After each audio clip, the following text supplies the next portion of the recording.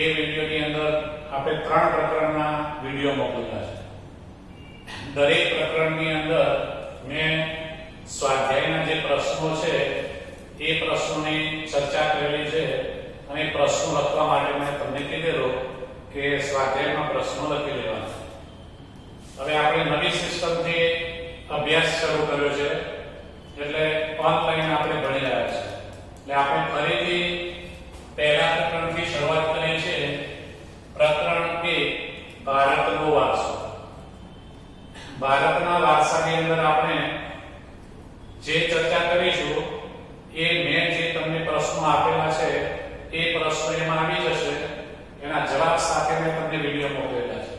એટલે જ્યારે આ પ્રકરણ પૂરું થાય એટલે તમારે સ્વાધ્યાય લખવાનું હોય છે તો એ વખતે તમારે એ પ્રશ્નો લખી દીધા હોય તો સવાલ નથી, પણ જો ન લખ્યા હોય તો એ વિડીયો તમારી પાસે હોય તો લખી લેવાના. બીજા મિત્રો પાસેથી મેળવીને લખી લેવાના, નહીં તો હું સ્વાધ્યાય આપીશ.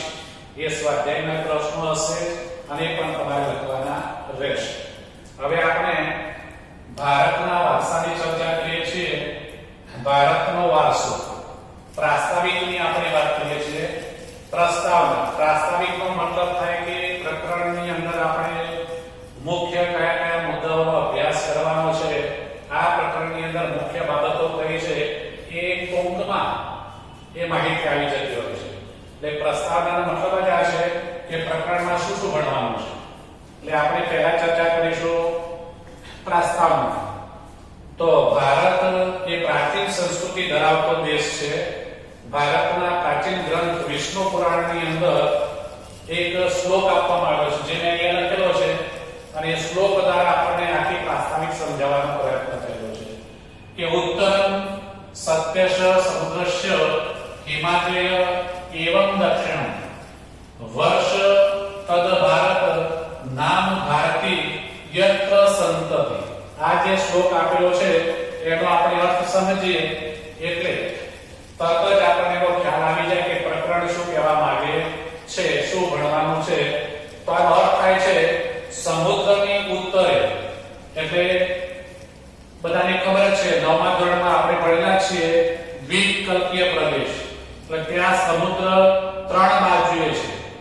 ભારતની 3 બાજુએ સમુદ્ર છે એટલે ભારત એ સમુદ્રથી ક્યાં ગણાય? ઉત્તરમાં. ક્યાં ગણાય? સમુદ્રથી ઉત્તરમાં. એટલે સમુદ્રની ઉત્તરે હિમાલયની દક્ષિણે. કારણ કે ભારતની દક્ષિણ બાજુ હિમાલય આવ્યો છે એટલે ભારત ક્યાં આવ્યો તો હિમાલયથી દક્ષિણ બાજુ આવેલું કહેવાય. એટલે આમ સમુદ્રની ઉત્તરે હિમાલયની દક્ષિણે આવેલું સ્થળનું નામ એટલે ભારતવર્ષ. આપણે ભારત કહીએ છીએ પણ એ સમયની અંદર વિષ્ણુ પુરાણની અંદર ભારતવર્ષ શબ્દ બોલાતો હતો. ભારતવર્ષ એટલે એવડો મોટો દેશ હતો કે આજે તો ભારત માત્ર એક સંકુચિત રહી ગયો છે. એના જેટલા પડોશી દેશો છે, પાકિસ્તાન છે, અફઘાનિસ્તાન છે, નેપાળ છે, બાંગ્લાદેશ છે, શ્રીલંકા છે, આ બધા પ્રદેશોનો સમાવેશ શામાં થતો હતો? ભારતમાં થતો હતો. એટલે ભારત વર્ષ શબ્દ એના માટે વપરાતો હતો. તો જેના સંતાનો એટલે ભારતીયો છે. આપણે બધા ભારતના સંતાનો ભારતીયો કહેવાય છે. ભારતમાં શુભ કાર્ય પ્રસંગે આવેલા સંકલ્પોમાં ભારતવર્ષ, ભરતખંડ, જંબુદ્વીપ, આર્યવર્ત વગેરે શબ્દનો ઉપયોગ થાય છે. આ પુરાણની અંદર આ બધા શબ્દો વપરાયેલા છે અને ભારતવર્ષ માટે, ભારત માટે જ વપરાયેલા છે. પૂર્વ, પશ્ચિમ, દક્ષિણ 3 દિશામાં સમુદ્ર અને ઉત્તર દિશામાં હિમાલયની ગિરિમાળાઓ એવી કુદરતી સીમાઓ ધરાવતો આપણો દેશ છે. જે આપણે 9મા ધોરણમાં બધું ભણેલા છે કે ભારતની 3 બાજુએ સમુદ્ર છે અને એક બાજુએ હિમાલય પર્વત આવેલો છે. એટલે આ રીતે કુદરતી રીતે પણ ભારતને સુરક્ષા મળેલી છે કે એ જમાનાની અંદર કોઈ પણ ભારત સુધી પહોંચી શકતો હતો નહીં. અત્યારે ટેકનોલોજીને કારણે કદાચ ચીન ભારતની સરહદમાં આવી અને આપણે જોઈ રહ્યા છીએ કે કઈ કેવી ઘટનાઓ બની રહી છે ચીન ભારત વચ્ચે, પણ એ અત્યારે ટેકનોલોજીને કારણે શક્ય બન્યું છે. એ જમાનાની અંદર ચીન કે એવો કોઈ પણ દેશ હિમાલયને ઓળંગીને ભારત સુધી પહોંચી શકતો ન હતો. એટલે ભારતને આ રીતે એક સુરક્ષા પણ કુદરતી રીતે મળેલી હતી. તો આપણા દેશની સમૃદ્ધિથી આકર્ષાઈને અનેક વિદેશી પ્રજાઓ વ્યાપાર કરવા આવી અને સ્થાયી થઈ અને ભારતીય સંસ્કૃતિના મહાનદમાં એ ભળી ગઈ. તો આ રીતે ભારત આપણે બધા જાણીએ છીએ કે સોનાની ચીડિયા કહેવાતો હતો અને એટલા માટે વિદેશી પ્રજા, બીજા દેશના જે પ્રજા છે, જે 9મા ધોરણમાં તમે ભણેલા છે તે પોર્ટુગીઝો છે, ડચ છે, અંગ્રેજો છે, ફ્રેન્ચો છે, આ બધી પ્રજા વિદેશમાંથી કે આવી હતી ભારતમાં. અને ભારતમાં શા માટે આવી હતી? વ્યાપાર કરવા માટે. કારણ કે ભારત એક એવો દેશ હતો કે જ્યાં આ બધું શક્ય હતું. તો આ આદાન પ્રદાનની પરસ્પર પ્રક્રિયા દ્વારા દેશમાં અનેક પરિવર્તનો જોવા મળ્યા. આદાન પ્રદાન મતલબ કે બીજી પ્રજા ભારતમાં આવી એટલે એમની પાસેથી ભારતની પ્રજાને કંઈક મળ્યું. એ જ રીતે ભારતની પ્રજા એમના સંપર્કમાં આવી એટલે ભારતની પ્રજા પાસેથી એમને કંઈક મળ્યું. અને આમ જુદી જુદી પ્રજાઓ એકબીજા સાથે મળી એટલે એમની વચ્ચે શું થયું? આદાન પ્રદાન થયું. એમાં સંસ્કૃતિ પણ ગણાય અને સામાજિક બાબતો ગણાય. આ બધી જ બાબતો એની અંદર આવી જાય અને એ રીતે આદાન પ્રદાન જે થયો એમાંથી સંસ્કૃતિનો ઉદ્ભવ થયો. આપણે એને સંસ્કૃતિ કહીએ છીએ. તો આદાન પ્રદાનની પરસ્પર પ્રક્રિયા દ્વારા દેશમાં અનેક પરિવર્તનો જોવા મળેલા છે. એ રીતે એક પેઢીમાંથી બીજી પેઢીમાં આપણા વારસાનું હસ્તાંતરણ થયું અને તેનો સાતત્યપૂર્ણ વિકાસ થયો. વારસો શબ્દ યાદ રાખજો. વારસો એટલે આપણે જાણીએ છીએ કે આપણને આપણા માતા પિતા દ્વારા જે મળ્યું એ વારસો કહીએ છીએ. માતા પિતાને એમના માતા પિતા દ્વારા જે કંઈ મળ્યું એ વારસો કહીએ છીએ. તો એમ ભારતની અંદર પણ ભારતની પ્રજા અને બીજી જે પ્રજાઓ આવી એ પ્રજાઓ દ્વારા આપણને એક પેઢીમાંથી બીજી પેઢીમાં જે કંઈ પણ મળ્યું આપણને વારસામાં મળ્યું કહેવાશે. અને સાતત્યપૂર્ણ વારસો શબ્દ આપે છે. સાતત્યપૂર્ણ મતલબ થાય સતત. એ ક્યાંય વચ્ચે પ્રક્રિયા અટકતી નથી. આ પ્રક્રિયા એક પેઢીમાંથી બીજી, બીજીમાંથી ત્રીજી, આમ ચાલ્યા જ કરે છે. તો આ રીતે આ પ્રકરણની અંદર આપણે મુખ્ય મુદ્દો છે વારસો જે ભણવાનો છે એ પ્રાસ્તાવિકની અંદર આપણે આ શ્લોક દ્વારા સમજાવ્યો છે કે વારસો એટલે શું.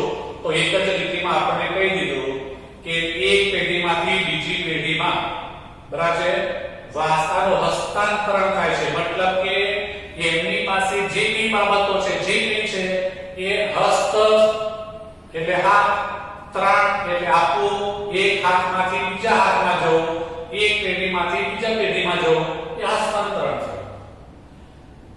હવે આપણે પ્રાસ્તાવિકની ચર્ચા પૂરી થઈ ત્યાં પહેલો મુદ્દો આ પ્રકરણનો આવે છે ભારતનું સ્થાન અને વિસ્તાર. જો કે 9મા ધોરણમાં તમે આ પ્રકરણની ચર્ચા થઈ ગયેલી છે. તમે બધા જાણો છો કે ભારતનું સ્થાન દુનિયાના નકશામાં કઈ જગ્યાએ છે. એટલે એ ભારતનું સ્થાન કહેવાશે અને ભારતનો વિસ્તાર કેટલો છે આ બધી ચર્ચા વિગતે 9મા ધોરણમાં થયેલી છે. તમે ચોપડીમાં વાંચશો એટલે ત્યાં પણ લખેલું જશે જો કે વર્તમાન ભારતનું સ્થાન, કદ અને વિસ્તાર વિશે આપણે 9મા ધોરણમાં અભ્યાસ કરી ગયા. પ્રાચીન સમયનો ભારત ઘણો વિશાળ હતો અને હાલમાં પણ ભારત વિસ્તારની દ્રષ્ટિએ વિશ્વમાં 7મા ક્રમે છે. એટલે આપણી પાસે જે જમીન છે એ જમીનની દ્રષ્ટિએ આપણે જોઈએ તો આપણો ક્રમ 7મો આવે. અને જનસંખ્યાની દ્રષ્ટિએ, માનવ વસ્તીની સંખ્યાની દ્રષ્ટિએ આપણે જોઈએ તો આપણો નંબર કયો છે? બીજો છે. તો આ મુખ્ય મુદ્દો કહેવાય છે કે 7મો ક્રમ કઈ દ્રષ્ટિએ થયો? તો કે જમીનની દ્રષ્ટિએ. આપણી પાસે જમીન જે છે એ પ્રમાણે અમેરિકા, ચીન, રશિયા આ બધા જે દેશો છે આપણા કરતા વિસ્તારમાં કેવા છે? મોટા છે. અને આપણો વિસ્તાર એના કરતા નાનો છે એટલે 7મા નંબરે આપણે આવીએ છીએ. તો એ મુદ્દો થયો ભારતનું સ્થાન અને વિસ્તાર જે 9માં ચર્ચા થઈ છે. હવે મુદ્દો આવે છે વૈવિધ્યસભર વારસો. ત્રીજો મુદ્દો છે આપણા પ્રકરણનો ત્રીજો મુદ્દો કયો છે? વૈવિધ્યસભર વારસો. વારસા શબ્દની ચર્ચા કરી, વારસો કોને કહેવાય? પણ હવે વારસાની અંદર મુદ્દો આવે છે વૈવિધ્યસભર. વૈવિધ્યસભર એટલે વિવિધતા, જુદા જુદા અલગ અલગ જે અંદર જોવા મળતી બાબતો હોય એને આપણે વૈવિધ્ય કહીશું. તો ભારતની આપણને અનેક વિશ્વને સમૃદ્ધ અને વૈવિધ્યસભર વારસો આપ્યો છે. ભારતની સંસ્કૃતિ એ શાંતિપ્રિય અને વ્યાપારિક છે.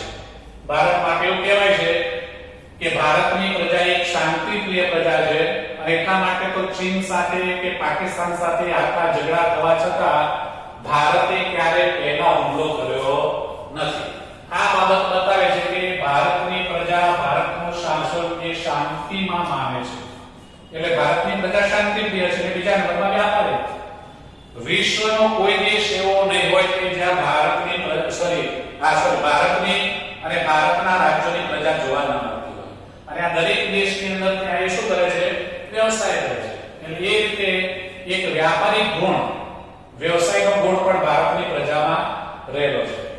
તો ભારતની સંસ્કૃતિમાંથી સચ્ચિત અને આનંદનો અનુભવ પ્રાપ્ત થાય છે. આ શબ્દ આપણે વારે ઘડીએ આપણા ધાર્મિક પ્રસંગોની અંદર કે આપણા પેલા ગુરુઓ હોય કે આ શબ્દ આપતા હોય, સચ્ચિત આનંદ.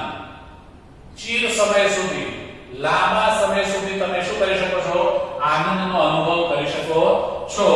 એ આ સંસ્કૃતિમાંથી મળે છે એમ કહેવા માંગે છે. તો આ ઉપરાંત અહીં આવીને વસેલી ભિન્ન ભિન્ન સંસ્કૃતિ સાથેના આદાન પ્રદાન થકી ભારતીય સંસ્કૃતિ સમૃદ્ધ બની. ભિન્ન ભિન્ન સંસ્કૃતિ એટલે અંગ્રેજો આવ્યા તો અંગ્રેજોની સંસ્કૃતિ થઈ, પોર્ટુગીઝો આવ્યા તો એમની સંસ્કૃતિ થઈ, ફ્રેન્ચો આવ્યા તો એમની સંસ્કૃતિ થઈ. તો આ રીતે જુદી જુદી સંસ્કૃતિ કહેવાશે. અને આ સિવાયની ભારતમાં જુદી કેટલીય પ્રજાઓ આવી ગઈ. હુણો આવ્યા, ડચ પ્રજા આવી, બરાબર છે. આ બધી પ્રજાઓ પ્રાચીન પ્રજાઓ કહેવાશે, જે પણ આપણે 9મા ધોરણમાં ચર્ચાઓ કરેલી છે. અને દરેક પ્રજાની પોતાની આગવી શું હોય? સંસ્કૃતિ હોય. હવે એ સંસ્કૃતિ, એક સંસ્કૃતિની પ્રજા બીજી સંસ્કૃતિના સંપર્કમાં આવે એટલે એમાંથી ઘણું બધું શીખે. આપણી ભારતીય સંસ્કૃતિ તો આપણે જાણીએ છીએ, પણ હવે અમેરિકન સંસ્કૃતિની વાત કરીએ તો આપણે ભારતીય સંસ્કૃતિ છોડીને અમેરિકામાં ગયા છે. હાય બાય, બરાબર. તો આપણે ત્યાં નમસ્તે, કેમ છો, પધારો, બેસો, આ બધી સિસ્ટમ છે, બરાબર. એ આપણી ભારતીય સંસ્કૃતિ છે. જ્યારે અંગ્રેજોની સંસ્કૃતિમાં આપણે વાત કરી તેમ એટલે આપણે શું કરતા થયા? સંસ્કૃતિનું આદાન પ્રદાન થયું. એટલે કેટલીક સંસ્કૃતિ આ રીતે નષ્ટ થવા પણ માંડી, કેટલીક સંસ્કૃતિ વધવા પણ માંડી. એટલે આ રીતે સંસ્કૃતિ એકબીજાના આદાન પ્રદાનમાં આવે એટલે એનો સંયોગ થાય અને એમાંથી સંસ્કૃતિ વિકાસ પામતી હોય છે. તો તેણે અપનાવેલી અહિંસા અને શાંતિના મૂલ્યોની આજે વિશ્વભરમાં પ્રશંસા અને સ્વીકાર થયેલો છે. તેણે લોકોને ભારતીય સંસ્કૃતિ શાનો સ્વીકાર કરેલો છે? અહિંસા અને શાંતિ. આ ભારતીય સંસ્કૃતિના ગુણો છે, અહિંસા અને શાંતિ. અને એનો સ્વીકાર આખો વિશ્વ કરે છે. દરેક દેશ આ બાબતની પ્રશંસા કરે છે, સ્વીકારે છે. સિંધુ ખીણની સંસ્કૃતિના લોકોથી શરૂ કરીને આજ દિન સુધીના લોકોએ ભારતને પોતાની આવડત, બુદ્ધિ, શક્તિ અને કલા કૌશલ્ય દ્વારા સમૃદ્ધ બનાવ્યું છે. હવે આપણે સિંધુ ખીણની સંસ્કૃતિની વાતો કરી. સિંધુ ખીણની સંસ્કૃતિ એટલે હજારો વર્ષની વાતો છે અને ત્યાંથી આજ દિન સુધીની વાત કરો. આજે આપણે ક્યાં પહોંચ્યા છીએ એ આપણને ખબર જ છે. તો એ કહે છે કે એક માનવીની આવડત છે, બુદ્ધિ છે, એની શક્તિ છે, કલા છે, એમાં સૂઝ છે, એનું આ પરિણામ બન્યું છે અને એના કારણે આપણે સમૃદ્ધ બન્યા છે. તો ભારતના ભવ્ય વારસાના નિર્માણ અને ઘડતર માટે અનેક ઋષિ મુનિઓ, હવે આપણે ભારત ઘડતરની જે વાતો કરીએ છીએ, ભારતીય સંસ્કૃતિ આખા વિશ્વમાં ફેલાયેલી છે, આખા વિશ્વએ સ્વીકારેલી છે. તો એનું કારણ એ છે કે એમાં આપણા દેશના આ જે મુનિઓ છે, સંતો છે, વિદુષીઓ છે, વિદ્વાનો છે, ચિંતકો છે, કલાકારો છે, કારીગરો છે, વૈજ્ઞાનિકો, સંશોધકો, સાહિત્યકારો, શિક્ષણ શાસ્ત્રીઓ છે, રાજનીતિજ્ઞો છે, ઇતિહાસકારો છે, સમાજ સુધારકો છે, વગેરે ફાળો આપ્યો છે. આમાં કોઈ એક વ્યક્તિથી આ કામ શક્ય બને નહીં, પણ દેશના તમામ ક્ષેત્રોના અને જે નિષ્ણાત છે, જે તે ક્ષેત્રના નિષ્ણાત છે, એ વ્યક્તિએ આ સંસ્કૃતિનો વિકાસ કરવામાં, ભારતને સાંસ્કૃતિક રીતે સમૃદ્ધ બનાવવામાં પોતાનું શું આપ્યું છે? યોગદાન આપ્યું છે. અને એ રીતે આપણો દેશ સાંસ્કૃતિક રીતે વારસાની દ્રષ્ટિએ સમૃદ્ધ વારસો ધરાવે છે, જે બીજા કોઈ દેશ પાસે આ વારસો છે નહીં.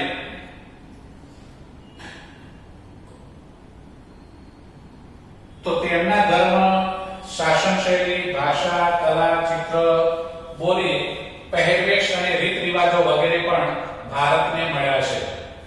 જો આ દરેક ધર્મ, કારણ કે ભારતની અંદર કોઈ એક ધર્મ છે નહીં, વિવિધ ધર્મો, વિદ્યમાન 11 ધર્મો છે. આખા વિશ્વએ સ્વીકારેલા ધર્મોની વાત કરીએ તો કેટલા ધર્મો સ્વીકારે છે? 11 ધર્મો.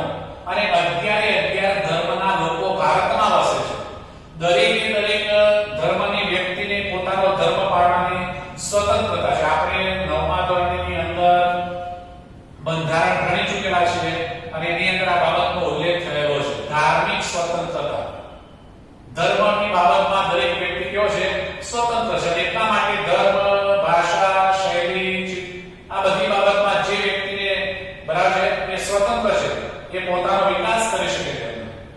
તો આ જ રીતે આ બધી બાબતો ભારતને મળી છે અને તે ભારતમાં ભાતીગળ સંસ્કૃતિનો નિર્માણ થયું છે. ભાતીગળ સંસ્કૃતિ એટલે આપણે ભાતીગળ શબ્દ બોલીએ છીએ, જુદી જુદી સંસ્કૃતિ, જુદા જુદા ધર્મ, જુદી જુદી જાતિઓ કે જે એકબીજા સાથે ભળી અને રહી શકે. આપણે જેમ કે પેલા એક કાપડની ડિઝાઇન તૈયાર કરીએ તો એ કાપડની અંદર જુદી જુદી ડિઝાઇનોને એવી રીતે ગોઠવવામાં આવેલી હોય છે કે જેથી કરીને આપણે એ ડિઝાઇન માટે ભાતીગળ શબ્દ વાપરીએ છીએ. એટલે ભાતીગળ શબ્દ મોટે ભાગે કાપડની અંદર વપરાય છે, એમાં જે પ્રિન્ટ કરવામાં આવે છે. હકીકતમાં એ સંસ્કૃતિ માટે ભાતીગળ શબ્દ આપ્યો છે. એનો મતલબ કે ત્યાં જુદી જુદી સંસ્કૃતિઓનો સમન્વય, એ સંસ્કૃતિઓ એકબીજાના સંપર્કમાં આવી અને એકબીજા પાસેથી જે યોગ્ય હતું તે સ્વીકાર્યું, જરૂરી નહોતું એવું સ્વીકાર્યો નથી. મેં હમણાં એક ઉદાહરણ તમને અમેરિકાનો આપ્યો, હાઇડેનબર્ગનો. તો એ અત્યારે જરૂરી છે કે આપણે સ્વીકાર્યું છે, કારણ કે અંગ્રેજી ભાષાની અત્યારે જરૂર છે કે આપણે સ્વીકારી છે. એટલે એ કઈ ખોટી બાબત છે નહીં. સમય પ્રમાણે પરિવર્તન જરૂરી છે અને એટલે સ્વીકારવો પણ જરૂરી છે.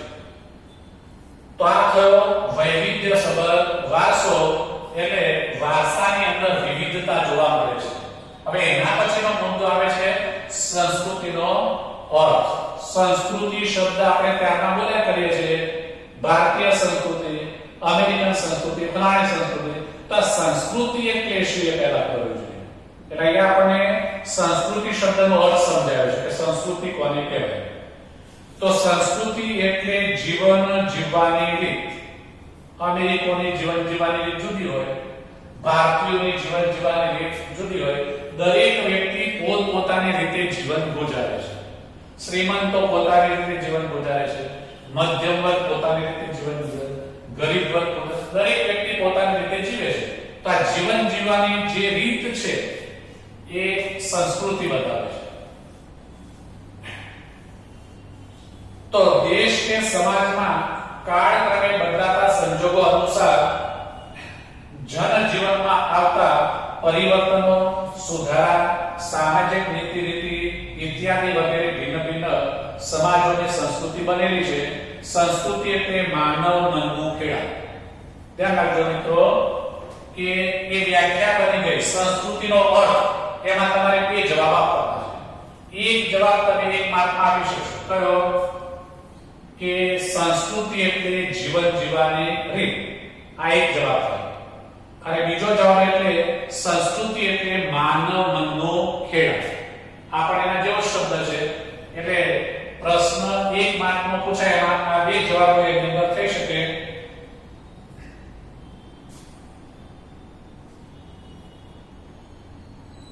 તો ટેવો, મૂલ્યો, આચાર વિચાર, ધાર્મિક પરંપરાઓ, રહેણી કરણી અને જીવનને ઉત્તમ ધ્યેય સુધી લઈ જતા આદર્શોનો સરવાળો એમ કહી શકાય.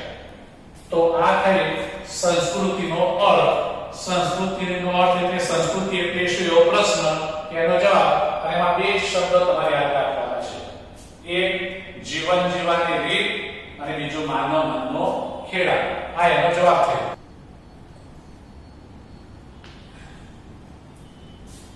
તો હવે મુદ્દો આવે છે ભારતીય સંસ્કૃતિનો વારસો. તો આપણે ઉપર જોઈ ગયા ભારતીય સંસ્કૃતિ મતલબ કે સંસ્કૃતિ એટલે શું, પણ હવે સંસ્કૃતિમાં ફક્ત આપણે ભારતીય સંસ્કૃતિની વાત કરીએ છીએ. વારસો શબ્દ પણ આપણે જોયો, સંસ્કૃતિ શબ્દ પણ જોયો. હવે બંને શબ્દોનું સંયોજન કરીને મુદ્દો બનાવ્યો ભારતીય સંસ્કૃતિનો વારસો. તો વારસો એટલે આપણે આપણા પૂર્વજો તરફથી મળેલી અમૂલ્ય ભેટ. અગાઉ આપણે વાત કરી કે એક પેઢીમાંથી બીજી પેઢીમાં જે આપવામાં આવ્યું એ વારસો ગણાય છે. તો એ આપણને આપણા પૂર્વજો તરફથી મળેલી વારસો એ શું છે? અમૂલ્ય ભેટ છે કે જેનું કોઈ મૂલ્ય આંકી શકાય એમ છે નહીં. તો ભારતનો ઇતિહાસ હજારો વર્ષ પુરાણો છે. એ તો મેં તમને પહેલા કીધું, સિંધુ ખંડની સંસ્કૃતિની વાતો કરી એટલે એ પહેલા આ અસ્તિત્વ ધરાવે છે, એટલે એ હજારો વર્ષ પુરાણો એમ કહી શકાય. શાળાકીય અભ્યાસક્રમમાં લેવાતી દૈનિક પ્રતિજ્ઞામાં આપણે હું મારા દેશને ચાહું છું અને તેના સમૃદ્ધ અને વૈવિધ્યપૂર્ણ વારસાનો હું ગર્વ કરું છું. આવા નિયમિતપણે આપણે પ્રતિજ્ઞાની અંદર બોલતા જ રહ્યા છે. તો એ આપણી પ્રતિજ્ઞામાં પણ આ વારસાનો શું કરવામાં આવ્યો છે? ઉલ્લેખ થયેલો છે. તો આ સમૃદ્ધ વારસો એટલે ભારતનું સમગ્ર વિશ્વને પૂર્ણ માનવ જીવનના રહસ્યનું પ્રદાન એમ કહી શકાય. તો ભારતના આ વારસાને નીચે દર્શાવેલા બે વિભાગમાં વહેંચી શકાશે. એક છે પ્રાકૃતિક વારસો અને બીજો છે સાંસ્કૃતિક વારસો. હવે આ મુદ્દાઓની ચર્ચા આપણે નેક્સ્ટ પીરિયડમાં કરીશું.